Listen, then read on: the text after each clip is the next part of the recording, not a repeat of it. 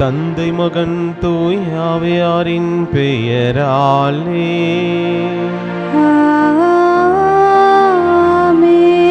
நம் ஆண்டவராகிய இயேசு கிறிஸ்துவின் அருளும் கடவுளின் அன்பும் தூய் ஆவியாரின் நட்புறவும் உங்கள் அனைவரோடும் இருப்பதாக.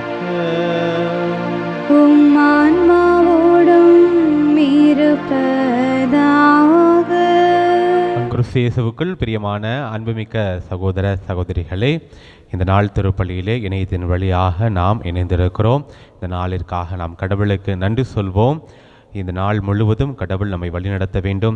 அவர் நம்மை வழி நடத்தியதற்காகவும் சிறப்பாக நன்றி கொடுக்கிற அதே தருணத்திலே நாம் இன்று செய்யப்போகிற அனைத்து செயல்பாடுகளும் கடவுளின் ஆவியால் தூண்டப்பட்ட செயல்பாடுகளாக இருக்க வேண்டும். எக்காரணத்திற்கொண்டும் அது தீய ஆவியினால் தூண்டப்பட்ட செயல்பாடாக இருக்கக்கூடாது. அவை கடவுளுடைய ஆவியால் தூண்டப்பட்டு நாம் இன்று சந்திக்கக்கூடிய மனிதர்களுக்கெல்லாம் அவருடைய அன்பை கொடுக்கவும், இரக்கத்தோடு நாம் செயல்படவும், நன்மையான காரியங்களை எண்ணவும், நன்மையான காரியங்களை நாம் செய்யவும் கடவுள் நமக்கு அருள வேண்டும் என்று சொல்லி சிறப்பாக இந்த நாளிலே நாம் இந்த திருப்பலியின் வழியாக ஜெபிப்போம். நம்முடைய கருத்துக்களை மன்றாட்டுகளாக இந்த திருப்பலியிலே ஒப்புக் கொடுத்து மன்றாடுவோம். நம்முடைய குடும்பங்களையும் ஒப்புக் கொடுத்து உருக்கமாக இந்த திருப்பலியிலே ஜெபிப்போம். அன்புமிக்க சகோதர சகோதரிகளே, தூய மறை நிகழ்வுகளை கொண்டாட நாம் தகுதி பெறும் பொருட்டு நம் பாவங்களை ஏற்றுக்கொள்வோம். எல்லாம் வல்ல இறைவனிடமும் சகோதர சகோதரிகளே, உங்களிடமும் நான் பாவியனை ஏற்றுக்கொள்கின்றேன். ஏனெனில் என் சிந்தனையாலும் சொல்லாலும் செயலாலும் கடமையில் தவறியதாலும் பாவங்கள் பல செய்தேன். என் பாவமே, என் பாவமே, என் பெரும் பாவமே. ஆகையால் எப்பொழுதும் கன்னியான புனித மரியாவையும் வானதூதர் புனிதர் அனைவரையும் சகோதர சகோதரிகளே உங்களையும் நம் இறைவனாகிய ஆண்டவரிடம் எனக்காக வேண்டிக் கொள்ள மன்றாடுகின்றேன். எல்லாம் வல்ல இறைவன் நம் மீது இரக்கம் வைத்து நம் பாவங்களை மன்னித்து நம்மை நிலை வாழ்வுக்கு அழைத்து செல்வாராக. ஆமென்.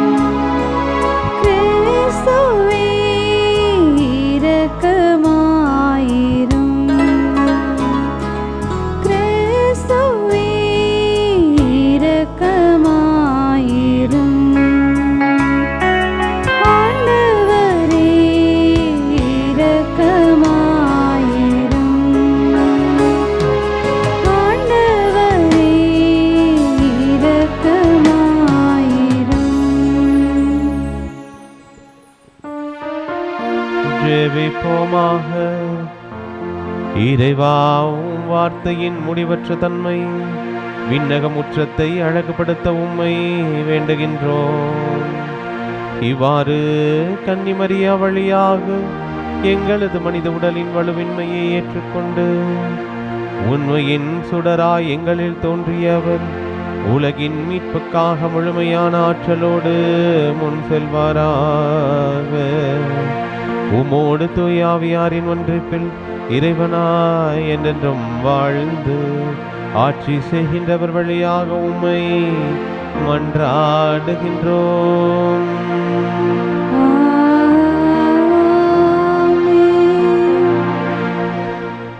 முதல் வாசகம்.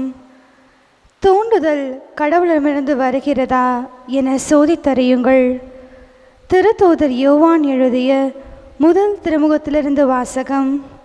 அதிகாரம் 3, இறை வசனங்கள் 22 முதல் மற்றும் அதிகாரம் 4 இறை வசனங்கள் 6 முடிய. அன்பார்ந்தவர்களே, கடவுளிடம் நாம் எதை கேட்டாலும் பெற்றுக்கொள்வோம். ஏனெனில் அவர் கட்டளைகளை கடைபிடிக்கிறோம். அவர் திருமுன் அவருக்கு உகந்தவற்றையே செய்து வருகிறோம். கடவுள் நமக்கு கொடுத்த கட்டளைப்படி அவருடைய மகன் இயேசு கிறிஸ்துவிடம் நம்பிக்கை கொண்டு ஒருவர் மற்றவரிடம் அன்பு செலுத்த வேண்டும். இதுவே அவரது கட்டளை. கடவுளுடைய கட்டளைகளை கடைபிடிப்பவர் அவரோடு இணைந்திருக்கிறார். கடவுளும் அவரோடு இணைந்திருக்கிறார். கடவுள் நம்மோடு இணைந்திருக்கிறார் என்பதை அவர் நமக்கு அருளிய தூய ஆவியால் அறிந்து கொள்கிறோம். அன்பார்ந்தவர்களே, தூய ஆவியின் தூண்டுதல் தமக்கு இருப்பதாக சொல்லிக்கொள்ளும் எல்லாரையுமே நம்பிவிடாதீர்கள். அந்த தூண்டுதல் கடவுளிடமிருந்து வருகிறதா என சோதித்தறியுங்கள். ஏனெனில் போலி இறைவாக்கினர் பலர் உலகெங்கும் தோன்றியுள்ளனர். இயேசு கிறிஸ்து மனிதராக வந்தவர் என்னும் உண்மையை ஏற்றுக்கொள்ளும் தூண்டுதல் அனைத்தும் கடவுளிடமிருந்து வருவது.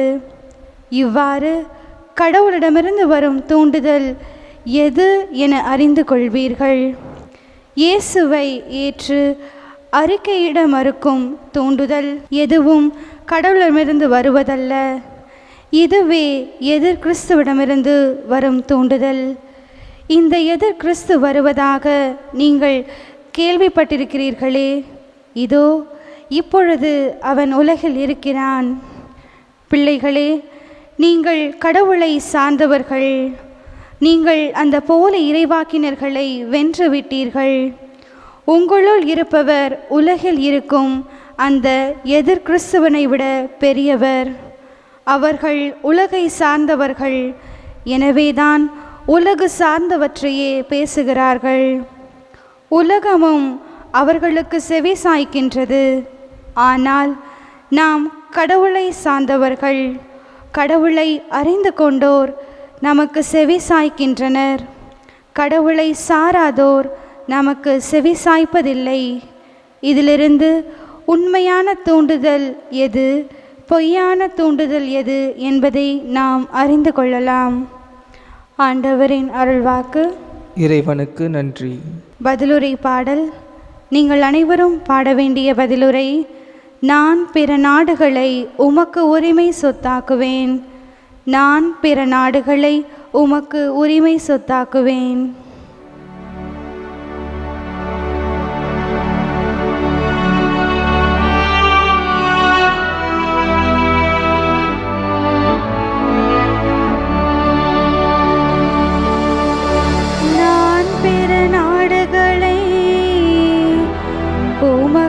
உரிமை சொத்தாக்குவேன். நான் பிற நாடுகளை உமக்கு உரிமை சொத்தாக்குவேன். ஆண்டவர் ஆணையிட்டு உரைத்ததை நான் அறிவிக்கின்றேன்.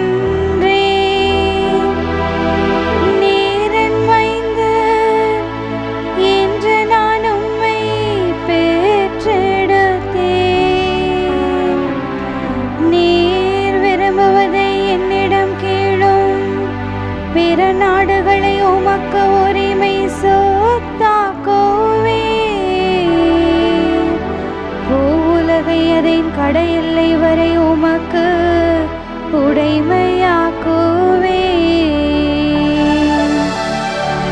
நான் பிற நாடுகளை உமக்கு உரிமை சொத்தாக்குவேன். ஆகவே மன்னர்களே, விவேகமாக நடந்து கொள்ளுங்கள். உலகை ஆள்வோரே, எச்சரிக்கையாயிருங்கள். அச்சத்தோடு ஆண்டவரை வழிபடுங்கள். நடுநடுங்குங்கள், அவர் முன்னாக மகிழுங்கள். நான் பிற நாடுகளை உமக்கு உரிமை சொத்தாக்குவேன். நான் பிற நாடுகளை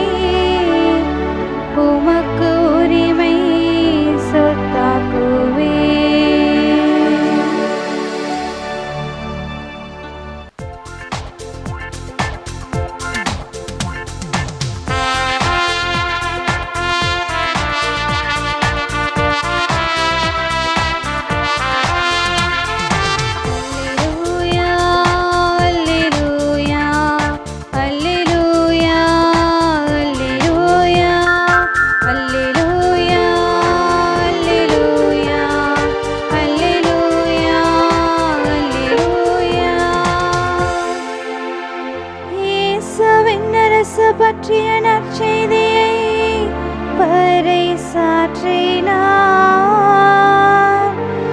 மக்களிடையே இருந்த நோய் நொடிகள் அனைத்தையும் குணமாக்கினார். அல்லேலூயா, அல்லேலூயா, அல்லேலூயா, அல்லேலூயா, அல்லேலூயா.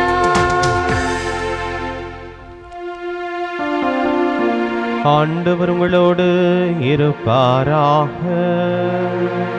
உம் ஆன்மாவோடும் இருப்பாராக.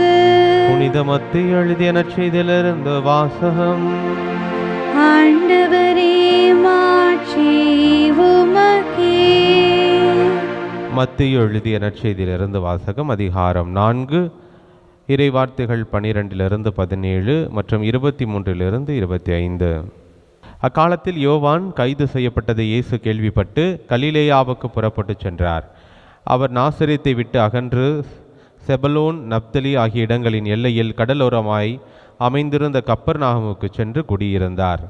இறைவாக்கினர் எசாயா உரைத்த பின்வரும் வாக்கு இவ்வாறு நிறைவேறியது. செபலோன் நாடே, நப்தலி நாடே, பெருங்கடல் வழி பகுதியே, யோர்தானுக்கு அப்பாலுள்ள நிலப்பரப்பே, பிற இனத்தவர் வாழும் கலிலேய பகுதியே, காரிருளில் இருந்த மக்கள் பேரொளியை கண்டார்கள். சாவின் நிழல் சூழ்ந்துள்ள நாட்டில் குடியிருப்போர் மேல் சுடரொளி உதித்துள்ளது. அது முதல் இயேசு மனம் மாறுங்கள், ஏனெனில் விண்ணரசு நெருங்கி வந்துவிட்டது என பறைசாற்ற தொடங்கினார். அவர் கலிலேய பகுதி முழுவதும் சுற்றி வந்தார். அவர்களுடைய தொழுகை கூடங்களில் கற்பித்தார். விண்ணரசு பற்றிய நற்செய்தியை பறைசாற்றினார். மக்களிடையே இருந்த நோய் நொடிகள் அனைத்தையும் குணமாக்கினார். அவரை பற்றிய பேச்சு சிறிய நாடு முழுவதும் பரவியது. பல்வேறு பிணிகளாலும் வாதிகளாலும் வருந்திய நோயாளர், பேய் பிடித்தோர், மதிமயங்கியோர், முடக்குவாதமுற்றோர் ஆகிய அனைவரும் அவரிடம் அழைத்து வரப்பட்டனர். அவர் அவர்களை குணமாக்கினார். ஆகவே கலிலேயா, தெக்கப்போலி, எருசலேம், யூதேயா, யோர்தானுக்கு அக்கறை பகுதி ஆகிய இடங்களிலிருந்து வந்த மக்கள் பெருந்திரளாய் அவரை பின்தொடர்ந்தனர். ஆண்டவரின் அருள் வாக்கு. கிறிஸ்துவே, உமக்கு புகழ். கிறிஸ்து இயேசுவுக்குள் பிரியமான அன்புமிக்க சகோதர சகோதரிகளே, ஆண்டவர் இயேசு கிறிஸ்து இந்த மண்ணுலகில் வாழ்ந்த பொழுது பல்வேறு புதுமைகளை செய்தார் என்று சொல்லி நம்ம விவிலியத்தில் வாசிக்கிறோம். அப்படிப்பட்ட புதுமைகள், அற்புதங்கள், அதிசயங்கள் இன்றளவும் நடக்கிறதா என்று சொன்னால் கண்டிப்பாக ஆண்டவர் பல்வேறு அதிசயங்களை இன்றளவும் செய்து கொண்டிருக்கிறார். அதற்கான பல சாட்சியங்களை நாம் கேட்கிறோம், பார்க்கிறோம், வாசிக்கிறோம். அதையெல்லாம் தாண்டி நான் மிகப்பெரிய அதிசயமாக பார்ப்பது, ஒவ்வொரு நாளும் திருப்பலியில், கல்வாரி பள்ளியில் சாதாரண அப்பமும் ரசமும் ஆண்டவருடைய திரு உடலாகவும் திரு இரத்தமாகவும் மாறுகிற அந்த மிகப்பெரிய காரியமே ஆண்டவர் தினந்தோறும் செய்கிற அற்புதமாக நான் பார்க்கிறேன். நம்முடைய வாழ்க்கையில் அன்று ஆண்டவர் இயேசு கிறிஸ்து மண்ணுலகில் வாழ்ந்த பொழுது அவர் செய்த புதுமைகளைப் போல அதே போல நடந்து கொண்டிருக்கிறதா அப்படின்னு சொன்னால் நம்ம யோசிக்க வேண்டிய ஒரு காரியமாக இருக்கிறது. ஆனால் இன்று சில கிறிஸ்தவ மேடைகளில், கிறிஸ்தவ சமயங்களில் நம்மளே பார்த்துருக்குறோம். சில ப்ரேயர் மீட்டிங்ஸில் ஸ்டேஜில் வந்துட்டு அங்கே இருக்கக்கூடிய ஊழியர் என்ன பண்ணுறாரு அப்படின்னு சொன்னால், யாராவது ஒரு கால் ஊனமுற்ற ஒருத்தரை கூட்டிகிட்டு வராங்க வீல் சேரில். அவர் ப்ரேயர் பண்ணுறாரு, உடனே நடந்து போகிறாங்க.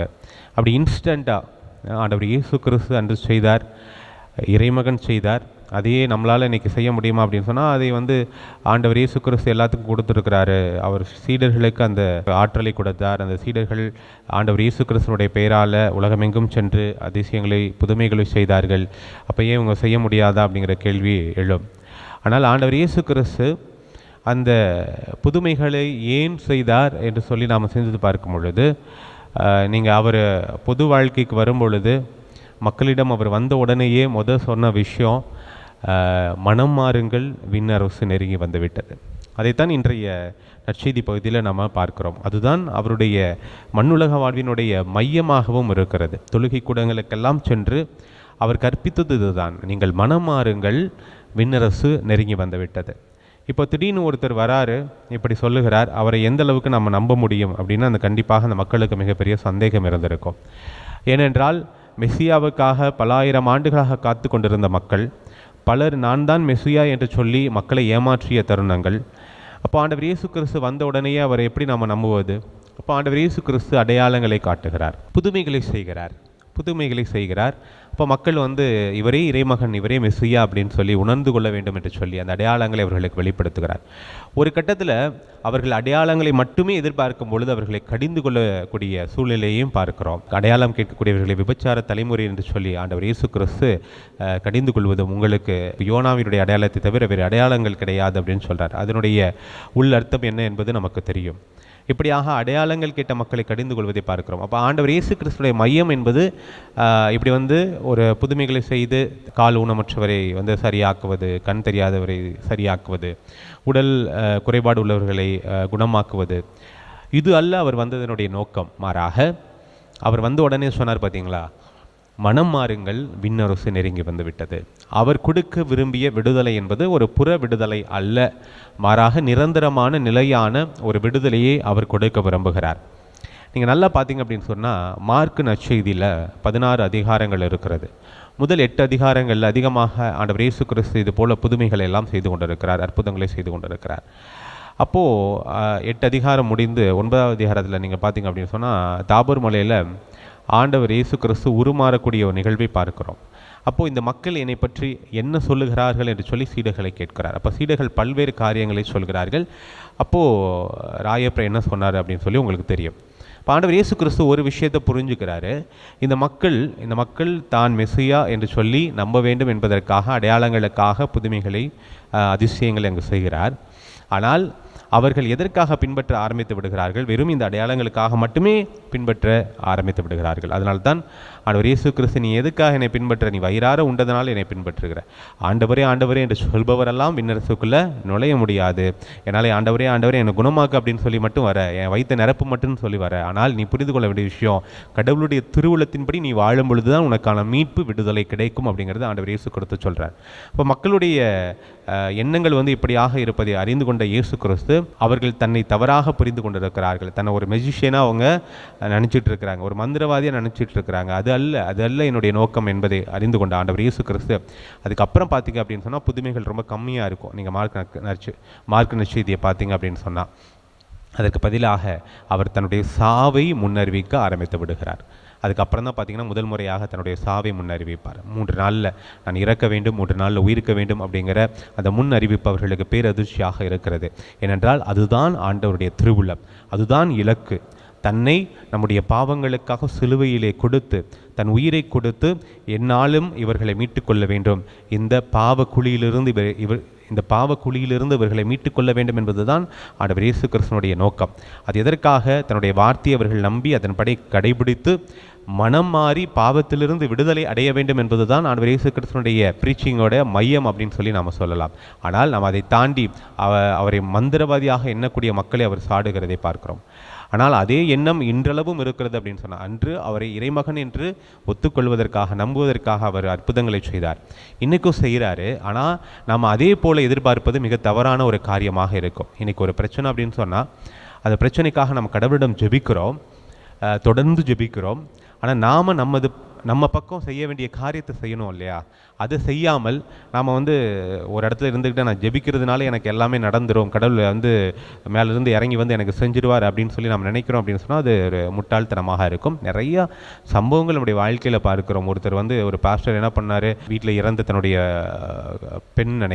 பெண் குழந்தைன்னு நினைக்கிறேன், ஒரு பெரியவங்க யாரோ இறக்குறாங்க, அம்மாவான்னு சரியாக தெரில அந்த நிகழ்வு. ஆனால் நடந்தது உண்மை.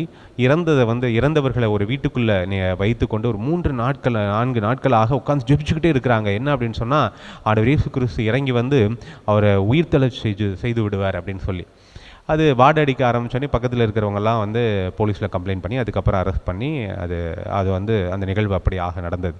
இப்படி இது போன்ற நிறைய உதாரணங்கள் நம்ம அருமையாக சொல்லுவாங்க. நிறைய தடவை நீங்கள் கேள்விப்பட்டிருப்பீங்க அந்த கதையை. ஒருத்தன் வந்து இது மாதிரி வெள்ளத்தில் தவித்து கொண்டு இருக்கிறான், ஆண்டவர் வந்து காப்பாற்றுவார் அப்படின்னு சொல்லி.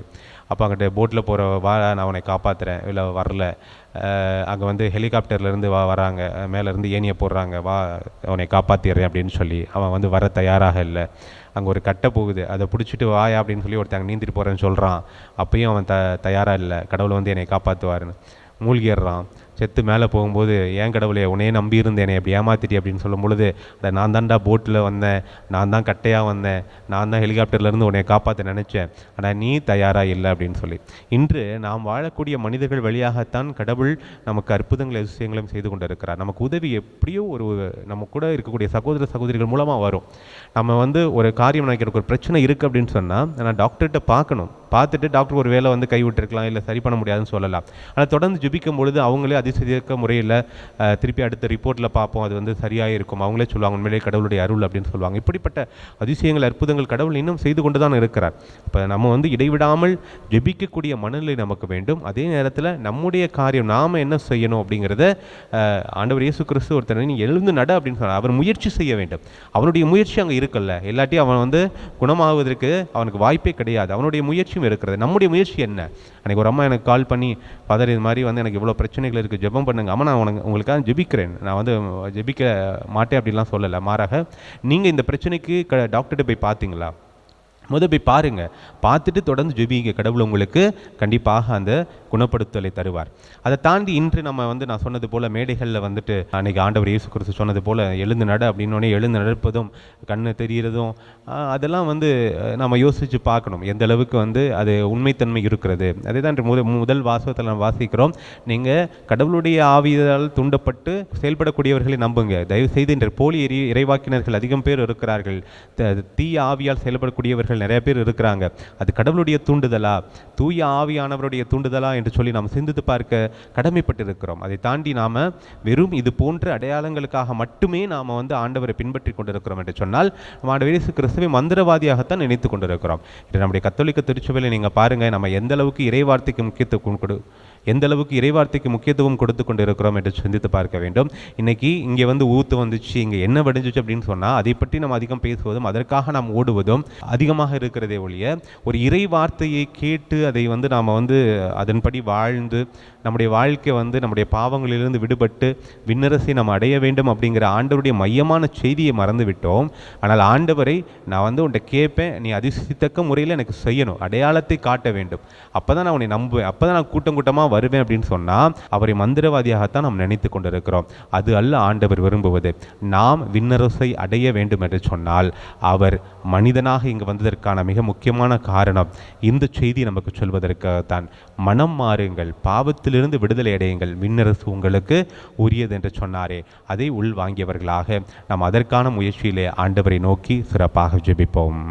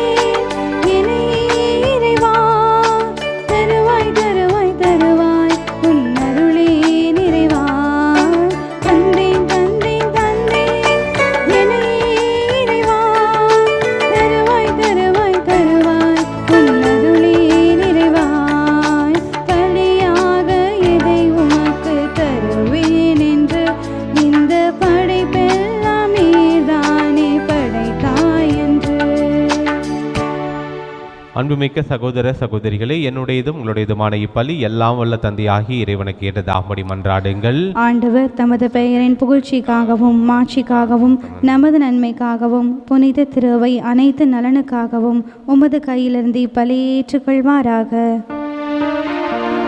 ஆண்டவரே, மாட்சிக்குரிய பரிமாற்றங்களை ஏற்படுத்தும் எங்கள் காணிக்கைகளை ஏற்றருளும். அதனால் நீ தந்தவற்றையே உமக்கு ஒப்பு கொடுத்து உம்மையை நாங்கள் பெற்றுக்கொள்ள தகுதி பெறுவோமாக. எங்கள் ஆண்டவராகிய இயேசு கிறிஸ்து வழியாக உம்மை மன்றாடுகின்றோம்.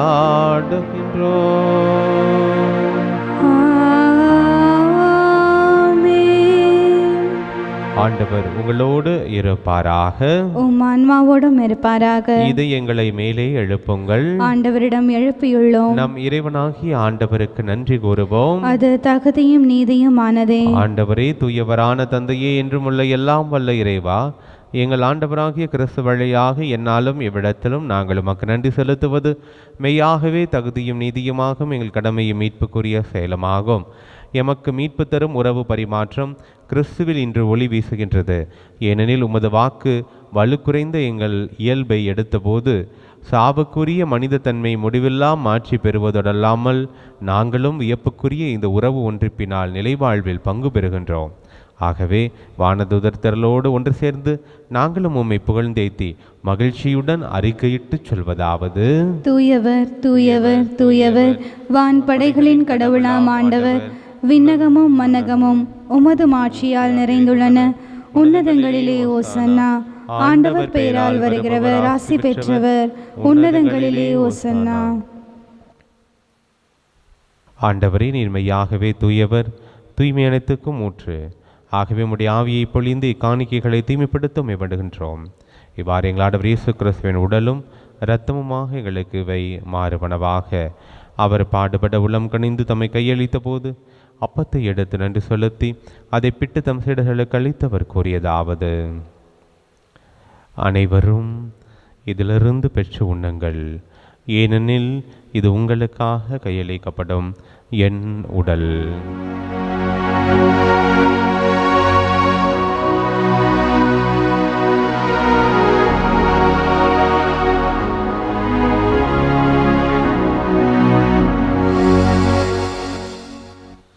அவனமே இரவு விருந்து அருந்திய பின் கிண்ணத்தையும் எடுத்து மீண்டும் உமக்கு நன்றி கூறி தம் சீடர்களுக்கு அளித்தவர் கூறியதாவது: அனைவரும் இதிலிருந்து பெற்று பருகுங்கள், ஏனெனில் இது புதிய நிலையான உடன்படிக்கை கூறிய இரத்தத்தின் கிண்ணம்.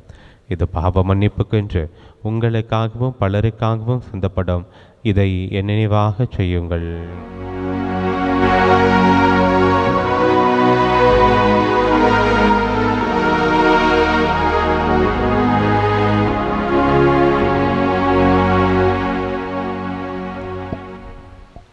நம்பிக்கையின் மறைபொருள். ஆண்டவரே, நீர் வரும் அளவும் உமது இறப்பினை அறிக்கையிடுகின்றோம், உமது உயிர்ப்பினையும் எடுத்துரைக்கின்றோம். ஆகவே ஆண்டவரே, நாங்கள் கிறிஸ்துவின் இறப்பினையும் உயிர்ப்பினையும் நினைவு கூர்ந்து வாழ்வு தரும் அப்பத்தையும் மீட்பளிக்கும் கிண்ணத்தையும் உமக்கு ஒப்புக் கொடுக்கின்றோம். உம் திருமண ஊழியம் புரிய தகுந்தவர்கள் நீங்கள் ஏற்றுக்கொண்டு எனவே உமக்கு நன்றி செலுத்துகின்றோம். மேலும் கிறிஸ்துவின் உடலிலும் இரத்தத்திலும் பங்குள்ளும் எங்களை தூய ஆவியார் ஒன்று சேர்க்க வேண்டும் என உம்மை தாழ்மையுடன் மன்றாடுகின்றோம். ஆண்டவரே, உலகெங்கும் பரவியிருக்கும் அது திரு அவையை நினைவு கூர்ந்தருளும். எங்கள் திருத்தந்தையிலேயோ எங்கள் ஆயர் ஆரோக்கியராஜ் எல்லா திருநிலையினர் ஆகிய அனைவரோடும் ஒரு திரு அவை அன்பில் நிறைவு பெறச் செய்தருளும். உயிர்த்தெழும் எதிர்நோக்குடன் துயிலொள்ளும் எங்கள் சகோதரர் சகோதரிகளையும் இறந்தோர் அனைவரையும் இரக்கத்துடன் நினைவு கூர்ந்து உமது திருமுக ஒளியினுள்ளே சேரலும் எங்கள் அனைவர் மீதும் இரக்கமாயிரும். கடவுளின் கன்னித்தாயான புனித மரியா, அவருடைய கணவரான புனித யோசேப்பு, புனித திருத்தூதர்கள், இவ்வுலகிலும் உகந்தவராய் இறந்தோராகிய புனிதர் அனைவருடனும் நாங்கள் நிலை வாழ்வில் பங்கொள்ளும் தகுதி பெற்று உம் திருமகன் இயேசு கிறிஸ்து வழியாக உம்மை புகழ்ந்தேத்த வரமருள உம்மை மன்றாடுகின்றோம். இவர் வழியாக இவரோடு இவரில் எல்லாம் வல்ல இறைவனாகிய தந்தையே, தூய ஆவியாரின் ஒன்றிப்பில் எல்லா புகழும் மாட்சியும் என்றென்றும் உமக்கு உரியதே.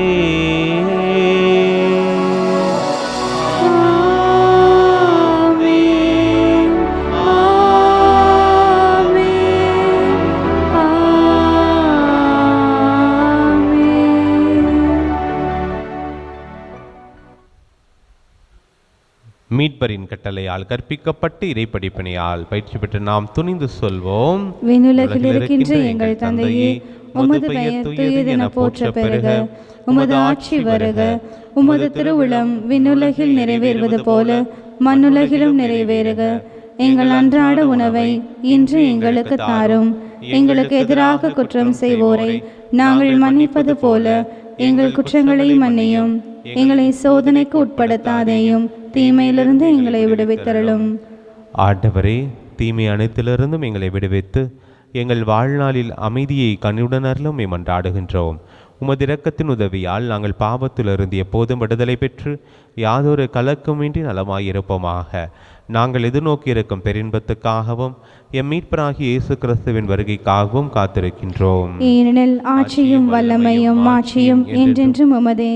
ஆண்டவரே இயேசு கிறிஸ்துவே, அமைதியை உங்களுக்கு விட்டுச் சொல்கின்றேன், என் அமைதியையே உங்களுக்கு அளிக்கின்றேன் என்றும் திருத்தூதர்களுக்கு மொழிந்தீரே. எங்கள் பாவங்களை பாராமல் உமது திரு அவையின் நம்பிக்கையை கண்ணோக்கி உமது திருவுளத்திற்கு ஏற்பதற்கு அமைதியும் ஒற்றுமையும் அளித்தருள்வீராக என்றென்று வாழ்ந்து ஆட்சி செய்கின்றவர் நேரே. ஆமென். ஆண்டவருடைய அமைதி உங்கள் அனைவரோடும் என்றும் இருப்பதாக, உம் ஆன்மாவோடும் இருப்பதாக. ஒருவருக்கொருவர் ஆண்டவருடைய அமைதியை மகிழ்ச்சியோடு பகிர்ந்து கொள்வோம். சமாதானம்.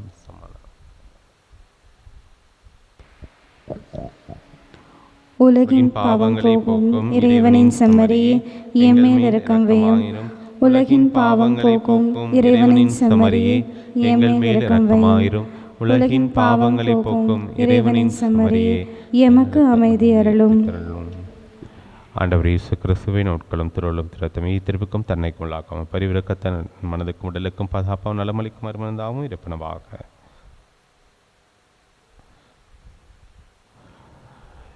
இதோ இறைவனின் செம்மறி, இவரே உலகின் பாவங்களை போக்குபவர். செம்மறியின் விருந்துக்கு அழைக்கப்பட்ட நம் ஒவ்வொருவருமே பேறு பெற்றோர். ஆண்டவரே, நான் தகுதியற்றவள், ஆனால் ஒரு வார்த்தை மட்டும் சொல்லியலும் எனது ஆன்மா நலமடையும். கிறிஸ்துவின் திருடம் திறத்துமை காத்து வாழ்த்தாக. ஆசை திருவிருந்துக்கான மன்றாட்டு.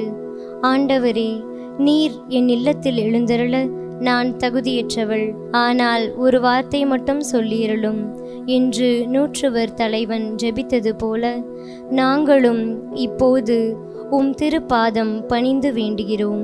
இனிய இயேசுவே, நாங்கள் தகுதியற்றவர்களாய் இருந்தாலும் எங்கள் தகுதியின்மையை பாராமல் நீர் எங்கள் உள்ளங்களில் எழுந்து வாரும். உம் அன்பிலும் அருளிலும் நாங்கள் நிலைத்திருக்க எம்முள் எழுந்து வாரும். நன்மை செய்வதில் ஆர்வமுள்ளவர்களாய், தீமைகள் அனைத்திலிருந்தும் விடுதலை பெற்றவர்களாய் வாழவும் எங்களை வழிநடத்த வாரும். எல்லா நலன்களாலும் வளங்களாலும் எங்களை நிரப்ப வாரும். ஆமேன். நன்றி கூறி மன்றாடுவோமாக. எல்லாம் வல்ல இறைவா, எங்களுக்கு அருள் புரிய உம்மை வேண்டுகின்றோம். புனிதமான இம்மறை நிகழ்வுகளின் ஆற்றலால் எங்கள் வாழ்வு என்றும் உறுதி பெறுவதாக. எங்கள் ஆண்டவராகிய இயேசு கிறிஸ்து வழியாக உம்மை மன்றாடுகின்றோம்.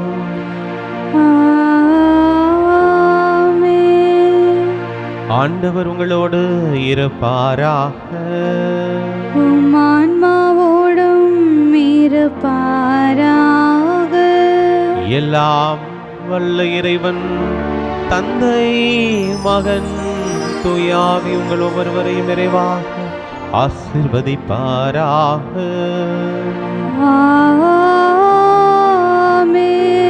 சென்று வாருங்கள், திருப்பலி நிறைவேறிற்று. இறைவனுக்கு நன்றி.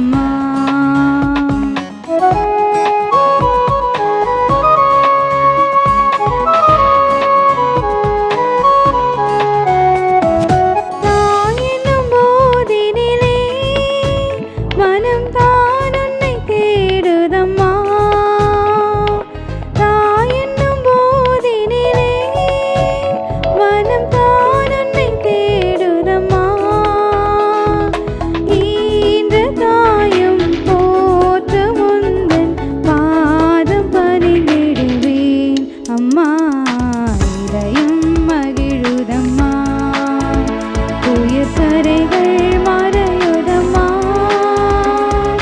உள்ளமும் கொள்ளுதம்மா, உந்தன் தாய்மையின் நினைவாலே அம்மா இதயம் மகிழுதம்மா. தந்தை, மகன், தூய ஆவியாரின் பெயராலே ஆமென்.